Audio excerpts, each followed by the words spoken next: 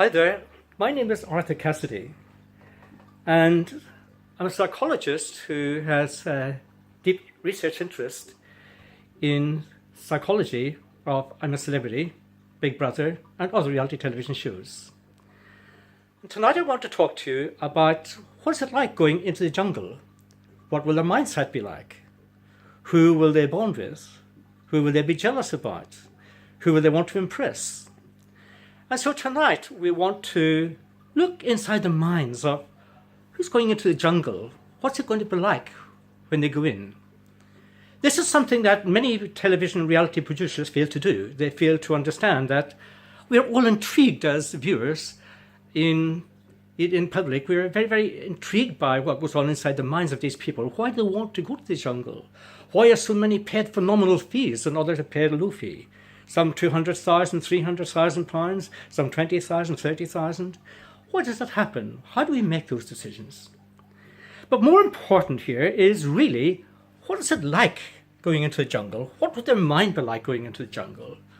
Well, let me tell you that one of the things about going into the jungle is that it wouldn't be taken very lightly, because it is a television reality experiment in many ways, whereby many of these people have really got to try and come to grips with the reality of entertainment and at the same time trying to impress viewers of the public about voting in order to be the queen or king of the jungle.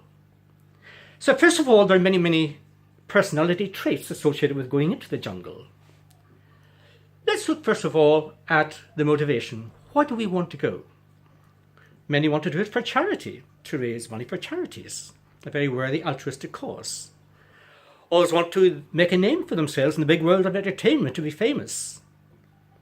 Others want to go just for the sake of self-actualization, trying to test themselves and to test their courage and to test their fears.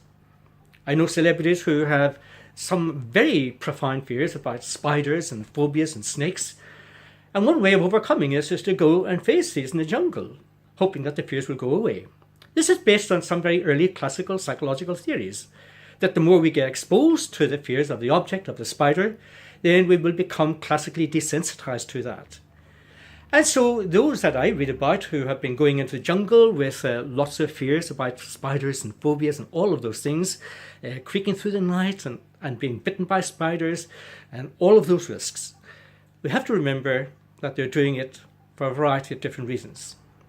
So let's hunt further into the mind to try and understand this.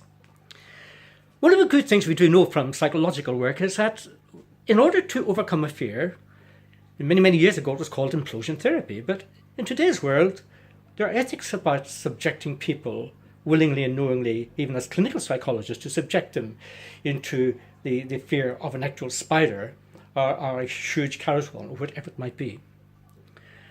But here these people are going in willingly and knowingly that they're going to be facing many of these alligators and crocodiles and various other forms of jungle life and jungle species.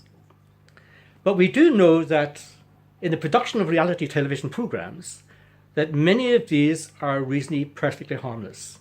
They look horrendous. They look extremely frightening. But in fact, they are there simply because they've been tested. They're known by the medics and by all those people that they do not, in fact, harm the individual. So the degree of human risk is minimized in this psychology experiment or entertainment show. So once they go out on Monday and Tuesday, they're going to be trying out different other techniques. They will all be motivated about how they will assess each other's personalities. So they'll be trying to work out who is who. One of the things that intrigues me about as a social psychologist and one who specializes in celebrity psychology is trying to understand whether or not they want to become more famous than they actually are. What is fame? What price is fame? Well, one way to become famous is to get involved with reality television. And we do know that those who are coming out, leaving aside the footballers of this world, is in order to make an impression. And so they're all out to make an impression. Many have already made big impressions in the media. But today they're going out to make these impressions, and what they want to do really is to try and understand that the audience are there to vote me in or vote me out. And so we have to be cautious how we dress, how we behave, whether we can keep calm, whether we can lead the group, or whatever it might be. And so there are a variety of interesting topics that we have to consider. We have to consider really, what is it that motivates these people to impress? Can they sustain the impression formation for any amount of time? And so we see in the jungle, adaptation. We've got to adapt to a different culture, to the temperature, to rainstorms, all of that. And so it becomes quite intriguing to find out really, what is it that really inspires these people to stay calm, to relate to each other in a very positive way. And so these people will find it quite difficult in the early days, trying to assess and evaluate various personalities. And so we find that when we come to try and evaluate who we want to stay in, then we tend to bond to many of these particular personalities that we have become quite knowledgeable about. Let's go back a little bit to the fan clubs and to all of that we have and all that we share with personalities of our choice, celebrities of our choice. One of the most interesting things we have found as psychologists in the study of celebrity culture is the celebrity worship syndrome, as we call it. There are those who become psychologically bonded on almost a daily basis to celebrities. Now, one of the things that we know is called parasocial interaction. And parasocial interaction and parasocial behavior really means that whilst we know so much about these celebrities, they know very little about their fans. Their lives are deeply and profoundly disturbed because of intrusion into privacy, for example. And so many of these celebrities find it quite difficult because they're living in the limelight. They find it difficult to lead a normal life. And so what we have to do is to try and understand the part of the situation. Going from a huge urban area, living in television studios and concerts on a daily basis, moving out to the extremities of a jungle life and trying to understand all of the social influences there, all of the psychological problems they've got to contend with. They don't know, for example, who is going to be arguing with them, who's going to cause a conflict. And so we have many of these problems to try and understand and evaluate. Second thing is that many of them have got to try and understand the strategies and the tactics for staying in favour with those in the camp, at the same time as taking high risks in terms of winning meals for others. And so there's a high degree of altruism associated with their behaviour. To what extent will I go to win some degree of meals for my friends and to help them to survive? So it is a real test of who we are. It's a real test of the extent to which we care about our colleagues and our friends in the camp. Now, we do need to have the humour, and it's so wonderful to have Anton Deck back again, along with Joe Swash and all of his team.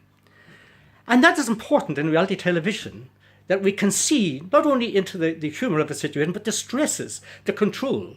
Who is going to be high and Machiavellian? That is those who are more aggressive, those who are going to control, and then those who are low and Machiavellian, the genteel type, the submissive type.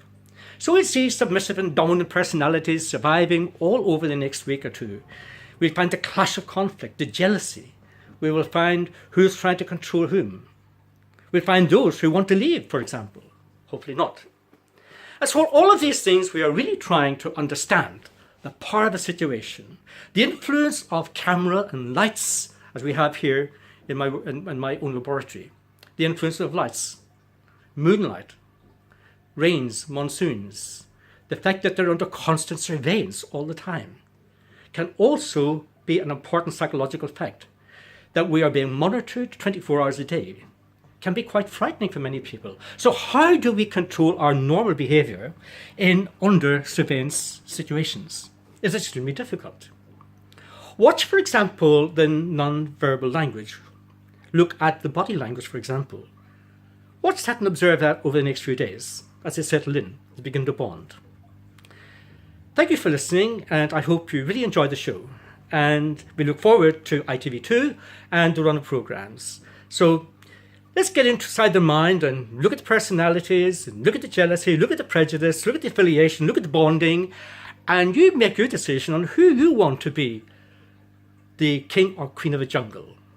Also, who is the best psychologist in the jungle? There's one for you. Good night, and thank you for listening. Goodbye.